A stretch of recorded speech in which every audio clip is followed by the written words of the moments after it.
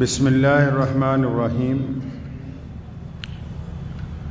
شروع اللہ تعالیٰ کے نام سے جو بڑا مہربان اور نہایت ہی رحم کرنے والا ہے۔ تمام حضرات سورہ فاتحہ اور درود پاک پڑھ لیجئے۔ اعوذ باللہ من الشیطان الرجیم، بسم اللہ الرحمن الرحیم۔ الحمدللہ رب العالمین، الرحمن الرحیم، مالک یوم الدین، ایاک نعبد وإياك نستعين، إياك نعبد وإياك نستعين، إياك نعبد وإياك نستعين، اهدنا الصراط المستقيم صراط الذين أنعمت عليهم غير المغضوب عليهم ولا الضالين۔ درود شریف پڑھیے۔ اللهم صل على محمد وعلى آل محمد كما صليت على إبراهيم وعلى آل ابراہیم انک حمید مجید۔ اللہم بارک علی محمد وعلى آل محمد کما بارکت علی ابراہیم وعلى آل ابراہیم انک حمید مجید۔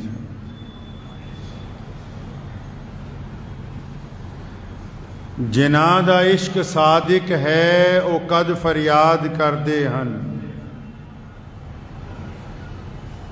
جناں دا عشق صادق ہے او قد فریاد کردے ہن، لباں تے مہر خاموشی ہے دلاں چ یاد کردے ہن۔ جب سے دنیا بنی ہے مختلف موضوعات کے ساتھ عشق بھی ایک سب سے اہم موضوع ہے۔ ابتدا سے لے کے انتہا تک اس کی جتنی تفسیر تشریح کی جائے تو وہ کم ہے۔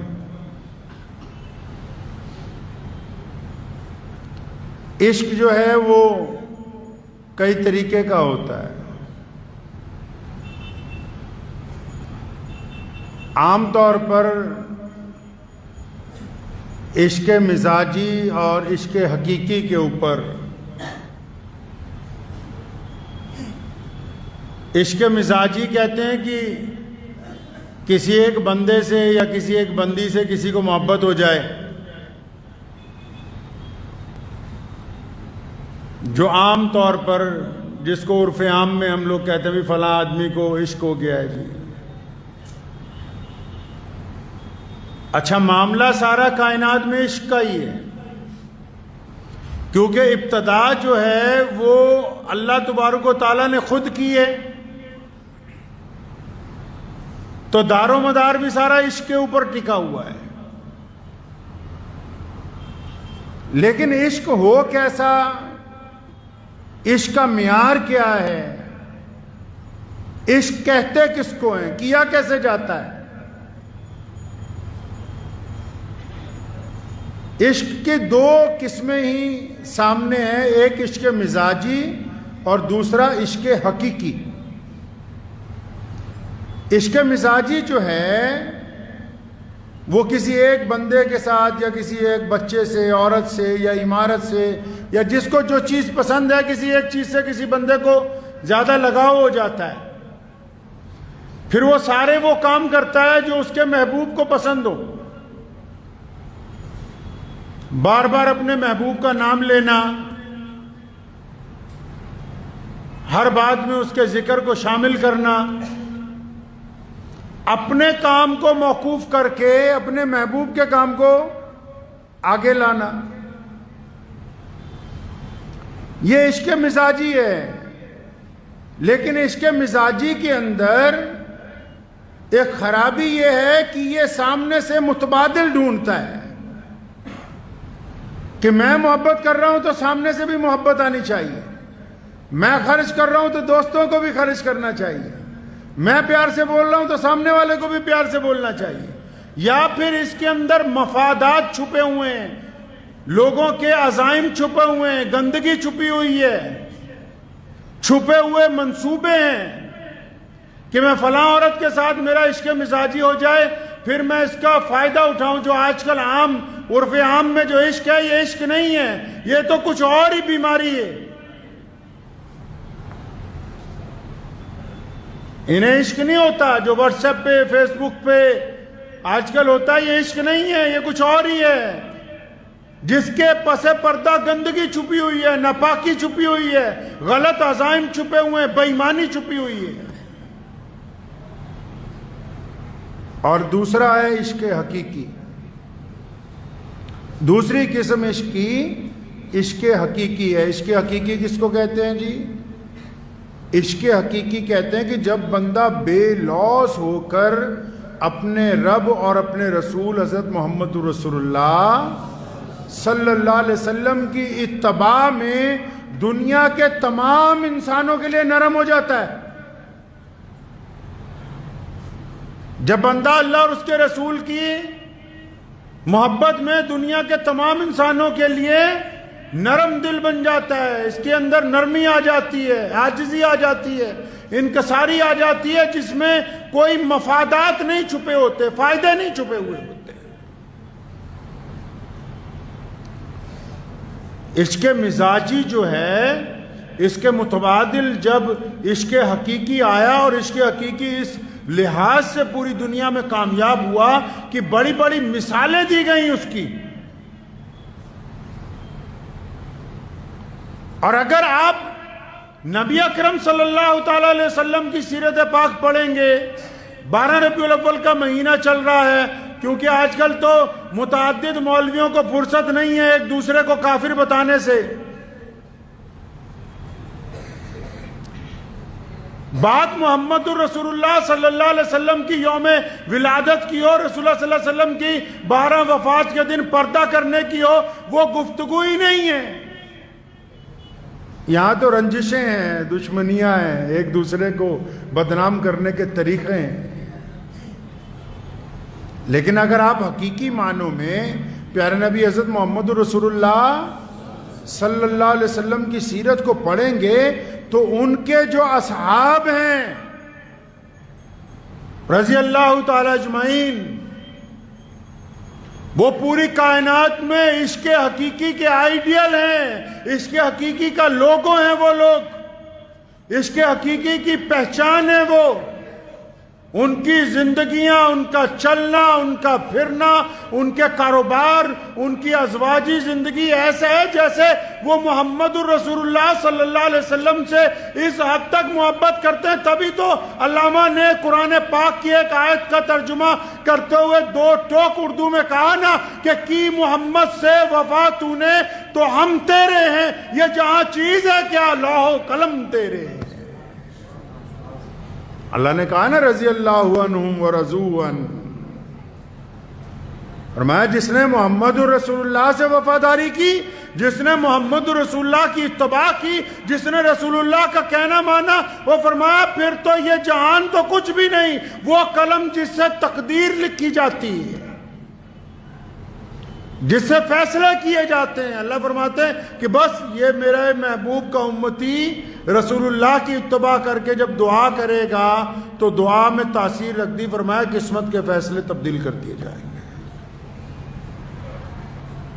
حضرات صحابہ کرام رضی اللہ تعالی اجمعین کو اگر دیکھتے ہیں تو سب سے بڑے مسلمان جو ہیں پوری دنیا میں، سب سے بڑے مسلمان انبیاء علیہ السلام کے بعد نبی علیہ السلام کی امت میں سب سے بڑا مسلمان کون ہے پتہ ہے نا آپ کو؟ یاد ہے کون ہے سب سے بڑا مسلمان بھائی؟ حضرت سیدنا ابو بکر رضی اللہ تعالیٰ عنہ۔ کون ہے سب سے بڑا مسلمان؟ ابو بکر رضی اللہ تعالیٰ، سب سے بڑے مسلمان ہیں۔ سیدنا ابو بکر رضی اللہ تعالیٰ عنہ کے عشق حقیقی کی داستان اگر شروع کریں تو سالوں گزر جائیں، لیکن ان کا درجہ بس اس بات پہ سمجھ لیجئے کہ رسول اللہ صلی اللہ علیہ وسلم نے اپنی زندگی میں، اپنی موجودگی میں، اپنی حیات کے اندر 1,24,000 صحابہ میں سے اگر کسی کو اپنے مصلے پر امامت کے لیے کھڑا کیا تو وہ بولو ابو بکر ہیں رضی اللہ تعالی۔ جس دن رسول اللہ مدینے سے مکے کے لیے چلے تو پیچھے پیچھے دشمن لگ گیا. ہجرت جب کی مکے سے مدینے کے لیے دشمن پیچھے پیچھے لگ گئے. تو جب پہاڑی پہ چڑھ گئے غار سور پہ تو ایک غار کے اندر نبی علیہ الصلوۃ والسلام کے لیے ابو بکر صدیق رضی اللہ تعالیٰ نے صفائی کی. اپنا کرتا اتارا, اس کے ساتھ غار کی دھول مٹی ساری صاف کی. تو اس میں کئی سوراخ تھے تو وہ بھی بند کر دیے. نبی علیہ السلام جب اندر تشریف لے آئے تو تھکے ہوئے تھے, پہاڑی چڑھ کے آئے تھے. آپ صلی اللہ علیہ وسلم جب آرام کرنے لگے تو حضرت ابو بکر صدیق رضی اللہ عنہ کی گود میں سر رکھ لیا اور لیٹ گئے آرام کرنے. تو اس غار میں ایک سوراخ باقی رہ گیا, کپڑا نہیں تھا اور کہ اس کو بند کرتے. تو ابو بکر صدیق رضی اللہ تعالی نے اپنے پاؤں کی ایڑی اس سوراخ کے اوپر لگا دی. نبی علیہ الصلوۃ والسلام آرام کرنے لگے. اب ابو بکر صدیق کا پاؤں کی ایڑی اس سوراخ پر لگی ہوئی ہے تو اسی سوراخ میں سے ایک سانپ آیا. اس سانپ نے سیدنا ابو بکر رضی اللہ تعالیٰ عنہ کے ڈنک مارا. جب اس نے حضرت ابو بکر صدیق کے پہلا ڈنک مارا, عشق سمجھ لیجئے کیسے ہوتا کیا ہے, عشق حقیقی ہوتا کیا ہے. ایک دوسرے کی برائی کرنے سے, نعرے لگانے سے یا نمازیں پڑھ کے دوسروں کو تانے دینے سے عشق پورا ہونے والا نہیں ہے. میں کسی کا حامی نہیں. مصطفیٰ کے عہد ذری میں کوئی فرقہ نہ تھا, ایک بھی امت میں سنی, ایک بھی شیعہ نہ تھا. بعد میں فرقے بنے ہیں, سب کے سب بیکار ہیں, ان سے نفرت پھیلتی ہے, باعث آزار ہے.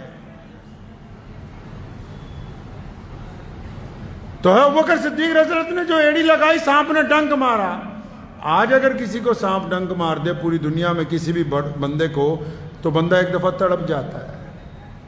تو ابو بکر پیر نہیں ہٹاتے, اپنا پیر ہلاتے بھی نہیں, پوری زور لگا کے اپنی پیر کو جنبش نہیں ہونے دیتے. کیونکہ سانپ نے ڈنک مارا ہے تو پتہ تو ان کو لگ گیا کہ کسی زہریلی چیز نے میرے پیر کو کاٹ دیا. ہلتے نہیں ہے. کیوں نہیں ابو بکر نے اپنا پاؤں ہلایا کہ مبادہ اگر میں اپنا پیر ہلاؤں گا تو کالی کملی والے محمد رسول اللہ کے آرام میں خلل پڑ جائے گا. سانپ نے دوبارہ ڈنک مارا, سیدنا ابو بکر نے پھر بھی پاؤں نہیں ہٹایا. درد کی شدت پوری ران میں سے ہوتے ہوئے جسم میں آنے لگی, پیر نہیں ہٹاتے. تیسرا ڈنک مارا سانپ نے. قربان جاؤں اس ماں پر جس کے گھر میں سیدنا ابو بکر صدیق رضی اللہ تعالیٰ عنہ جیسے فرزند نے جنم لیا.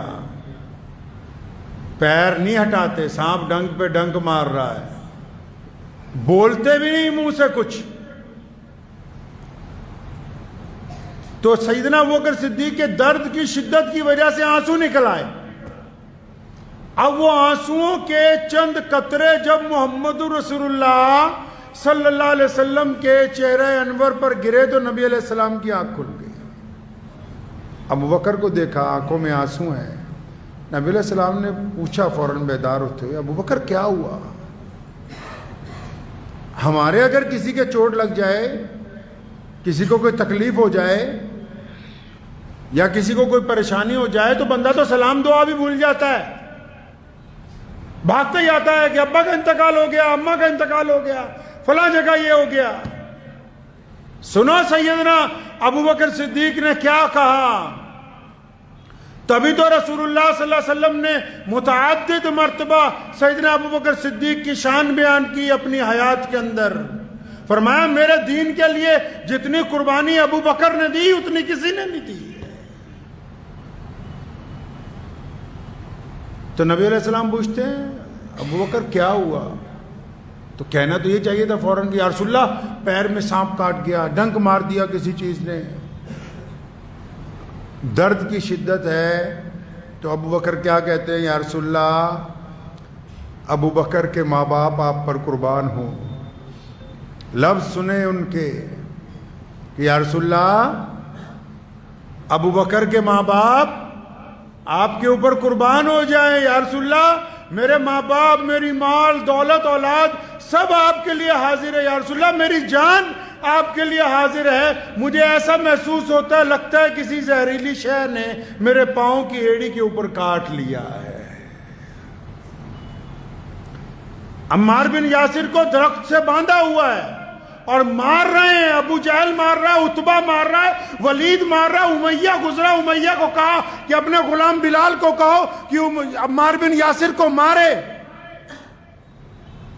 سیدنا عمار بن یاسر کہتے ہیں کہ میں مسلمان تھا، ان کو پتہ لگ گیا مجھے مار رہے ہیں۔ بلال کے ایمان کا ان کو پتہ نہیں تھا۔ بلال جب قریب آئے میں نے کہا یار بلال خدا کے واسطے 2-4 درے مار دینا تم، تاکہ یہ تمہارے پیچھے نہ پڑ جائیں۔ بلال نے درہ اٹھایا، پڑھیے تاریخ، بلال نے درہ اٹھایا اور تیز تیز گھمانے لگے۔ ایک طرف عمار بن یاسر بندھے ہوئے ان کو دیکھا اور پھر پوری طاقت سے درہ ابو جہل کے منہ پہ مارا اور فرمایا تم کیا سمجھتے ہو یاسر اکیلا، میں بلال محمد الرسول اللہ کا غلام ہوں نا یار،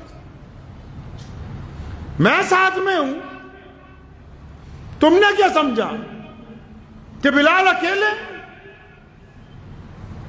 عمر رضی اللہ تعالیٰ فرماتے ہیں کہ تبوک کے موقع پر جب رسول اللہ نے کہا اپنا اپنا مال لاؤ، فرمایا میں ہمیشہ یہ چاہتا تھا کہ میں سیدنا ابو بکر سے 2 قدم آگے نکل جاؤں۔ یہ عشق و محبت کی وہ داستان ہے جن میں رکاوٹیں نہیں ہوتی۔ جب ایک ہی محبوب کے بہت سارے عاشق ہو نا تو عاشقوں میں یہ دوڑ لگی رہتی کہ کاش ہم ایک سے آگے ایک چلے جائیں۔ فرمایا جب تبوک کی جنگ کا موقع آیا رسول اللہ نے فرمایا اپنا اپنا مال دو اللہ کے راستے میں۔ فرمایا ان دنوں میں ابو بکر کا کاروبار کچھ کمزور تھا، میرے پاس مال زیادہ تھا، تو میں اتنا مال لے کے آیا کہ میں نے سوچا کہ آج عمر تمہارا ہی نمبر 1 آنے والا ہے۔ فرمایا لیکن جب سیدنا ابو بکر صدیق آئے تو دیکھا کہ کپڑوں کی بجائے ٹاٹ کا کرتا پہن رکھا ہے۔ رسول اللہ سے تو عمر فاروق نے پوچھا کیا لے کے آئے؟ فرمایا یا رسول اللہ ہر چیز کو آدھی کر دی، آدھی آپ کے لیے، جتنے جانور تھے آدھے آپ کے لیے، جتنا غلہ تھا آدھا آپ کے لیے، جتنی جائیداد تھی آدھی فروخت کر کے آپ کے لیے، جتنا سونا تھا آدھا آپ کے لیے۔ لیکن جب ابو بکر آئے تو رسول اللہ نے جب ان کو دیکھا تو ابو بکر کیونکہ سب سے زیادہ محبوب ہیں، فرمایا ابو بکر گھر والوں کے لیے کیا چھوڑ کے آئے؟ پڑھیے بخاری و مسلم کو، صاحب طبقات نے لکھا ہے ابو بکر رضی اللہ تعالیٰ نے کہا یا رسول اللہ صلی اللہ علیہ وسلم نے پوچھا، ابو بکر پیچھے چلے گئے سائیڈ پہ، فرمایا صاحب وہاں نہیں آگے آؤ اور یہ بتاؤ کہ گھر والوں کے لیے کیا چھوڑ کے آئے؟ قربان جاؤں سیدنا ابو بکر نے کہا کہ یا رسول اللہ گھر والوں کے لیے تو اللہ اور اس کے رسول کو چھوڑ کے آیا ہوں، جو کچھ تھا سارا کا سارا ہی آپ کے لیے لے کے آ گیا۔ اس کو محبت کی داستانیں رقم کرنے کے لیے اپنے مال کے ساتھ اپنی زندگیوں کے ساتھ، بلال کو پتا نہیں تھا کہ اگر میں کہوں گا کہ ایمان لے آؤں یہ مجھے ماریں گے۔ سیدنا ابو بصیر رضی اللہ تعالیٰ عنہ کو ان کے باپ نے اس لیے قید کیا کہ یہ مدینے نہ چلا جائے رسول اللہ کے پاس، باپ بھی دشمن، بھائی بھی دشمن، چچا بھی دشمن، محلے والے بھی دشمن، قید کر کے رکھا ہے ابو بصیر کو۔ لیکن اچانک ایک دن قید خانے کا دروازہ توڑ کے نکل آئے، کئی دن کا سفر کیا۔ امام بخاری نے لکھا ہے، صحابہ فرماتے ہیں جس دن ابو بصیر رضی اللہ تعالیٰ عنہ مدینہ پہنچے اتنے زخمی ہو گئے تھے زنجیروں کی وجہ سے، جو پاؤں میں بیڑیاں ڈالی گئی تھیں، کہ جس گلی سے گزرتے تھے خون کے قطرے گرے ہوئے ہوتے تھے، جس گلی سے گزرتے تھے خون کے قطرے تھے۔ لیکن صلح حدیبیہ کے موقع پر رسول اللہ کا ایک ایگریمنٹ ہوا، مکے کے جو غیر مسلم تھے ان سے مسلمانوں کا ایک ایگریمنٹ ہوا، جنگ بندی کا اعلان ہوا، اس میں یہ بھی شرط لکھ دی گئی کہ اگر مکے سے کوئی بھاگ کے مدینے آ گیا تو واپس کرو گے۔ ایک شرط لکھ دی کہ اگر کوئی قیدی تمہارا مکے سے بھاگ کے مدینے آ گیا کوئی مسلمان تو آپ اس کو واپس کریں۔ تو ابو بصیر تو بڑی تکلیفیں اٹھا کے بڑی مشقت کے بعد مدینہ منورہ پہنچے. لکھا ہے کہ جب مسجد نبوی میں داخل ہوئے رسول اللہ صلی اللہ علیہ وسلم سے ابھی سلام دعا ہوئی تو پیچھے ہی قریش کے 2 سپاہی آ گئے, پیچھے ہی پہنچ گئے. تو انہوں نے آتے ہی اپنی بات رکھ دی کہ آپ نے تو ہم سے وعدہ کیا ہوا ہے کہ اگر کوئی مسلمان مکے سے بھاگ کے آئے گا تو اس کو مدینے میں پناہ نہیں دی جائے گی, واپس کرنا پڑے گا, واپس کیجیے. قربان جاؤں رسول اللہ صلی اللہ علیہ وسلم پر اپنے صحابی کو کہا کہ ہم نے وعدہ کیا ہوا ہے, ہم نے وعدہ کیا ہوا ہے. اندازہ لگائیں کہ ایک بندہ کئی دن کی پیدل مسافت کے بعد پیروں میں جس کے بیڑیاں ہیں, جس کا پورا جسم زخمی ہے, خون رس رہا ہے, اور ایسی حالت میں وہ وعدہ دشمن یاد دلا رہا ہے اور سامنے عاشق ہے. آج کل کے تو جو عاشق ہے نا, ذرا سی حلوے کی کٹوری دیر میں ملے تب ناراض ہو کے خانقاہ سے باہر نکل جائے. کئی تو مولویوں سے سودے بازی کرنے پہ آ جاتے ہیں کہ اتنے پیسے دیں گے یہ فلاں کام کر دو, اتنے دیں گے فلاں جلسے میں آ جانا. کوئی مولوی نہ مانے تو اس کے مخالف ہو جائیں گے کہ جی ہماری چودراہٹ کو تم نے نہیں مانا. دوسروں کی غریبی کا مذاق اڑانے کے لیے جو سرمایہ دار ہے آج کل کا سرمایہ دار ہے, وہ چاہتا ہے کہ مولوی ہمارے مطابق چلیں, دین ہمارے مطابق چلے. سب سے بڑا مسئلہ تو ان کے پروٹوکول کا پھنسا ہوا ہے.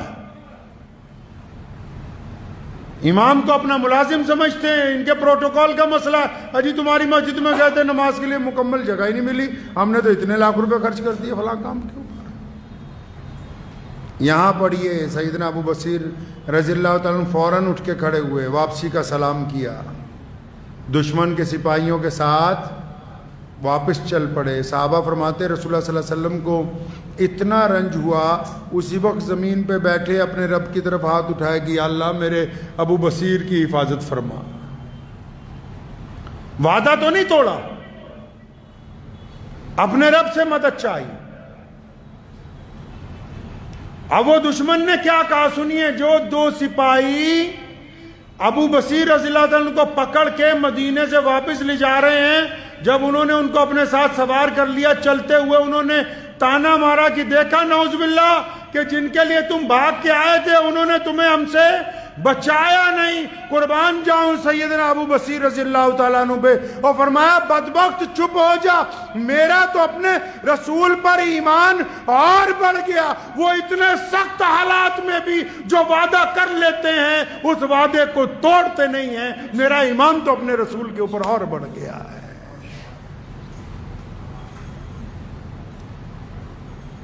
راستے میں جا رہے تھے تو اللہ تعالیٰ اگر کسی بندہ کوئی کسی کا مخلص ہو نا جی, کسی سے کوئی جان پہچان ہو, مخلص ہو, کوئی مصیبت میں پڑ جائے تو جو بن پڑتا ہے کرتا ہے, چاہے تھوڑی مدد کرے یا زیادہ کرے, چاہے دعا کرے یا ساتھ میں جا کے کھڑا ہو جائے. اور پھر جن لوگوں نے اللہ کو اپنی مدد کے لیے پکارا ہو, جنہوں نے اللہ تبارک و تعالیٰ کو مدد کے لیے پکارا ہو, امام بخاری نے لکھا ہے کہ ابو بصیر رضی اللہ تعالیٰ نے راستے میں جگت لگائی, پہلے ان میں سے ایک سپاہی کو مارا, پھر اس کے بعد دوسرے کو مارا, اور پھر مکے اور مدینے کے درمیان ایک جنگل کی گھاٹی کو اپنا گھر بنا لیا. اور لکھا ہے کہ اس دن کے بعد جو بھی مکے سے بھاگ کے آتا تھا مسلمان, کیونکہ مدینے جا نہیں سکتا تھا, وعدہ تھا کہ واپس کرنا ہے, سارے کے سارے سیدنا ابو بصیر رضی اللہ تعالیٰ عنہ کے پاس جمع ہونے لگے. ایک قوت تیار کر لی تاکہ کوئی کسی کو تکلیف پہنچائے تو اس کی حفاظت کی جا سکے. پیارے نبی حضرت محمد رسول اللہ صلی اللہ تعالیٰ علیہ وسلم کے لیے جن لوگوں نے قربانیاں دی ہیں ان کی اگر آپ داستان پڑھیں گے آپ کو پتہ لگے گا عشق حقیقی ہوتا کیا ہے, جس میں مفادات نہیں ہوتے, صرف محبتیں ہوتی ہیں, صرف محبتیں, مفادات ہوتے ہی نہیں. ان کا مداوا اللہ اور اس کے رسول صلی اللہ علیہ وسلم ہے.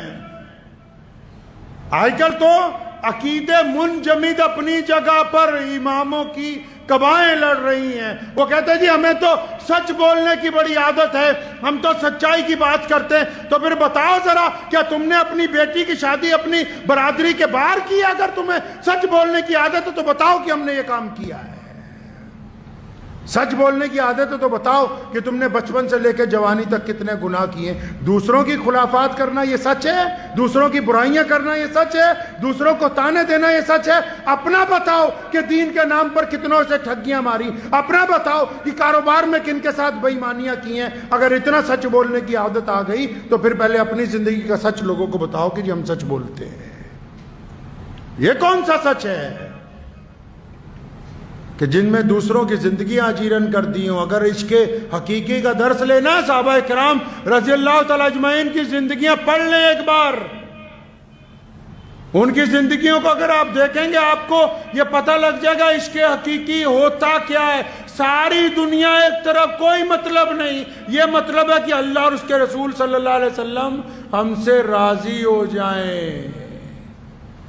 کہتے جی ہم سنت کے اوپر چلتے ہیں. ایک سنت تو ماں باپ نے کروا دی بچپن میں زبردستی, ایک سنت جوانی ہو کے نکاح والی خود کہہ کے کروا لی. اچھا اور کوئی سنت نہیں ہے؟ کوئی چہرے کی سنت نہیں, کوئی لباس کی سنت نہیں, کوئی کاروبار کی سنت نہیں, کوئی زبان چلانے کی جس کو اس طریقے کے ساتھ استعمال کیا جائے اس کی کوئی سنت نہیں,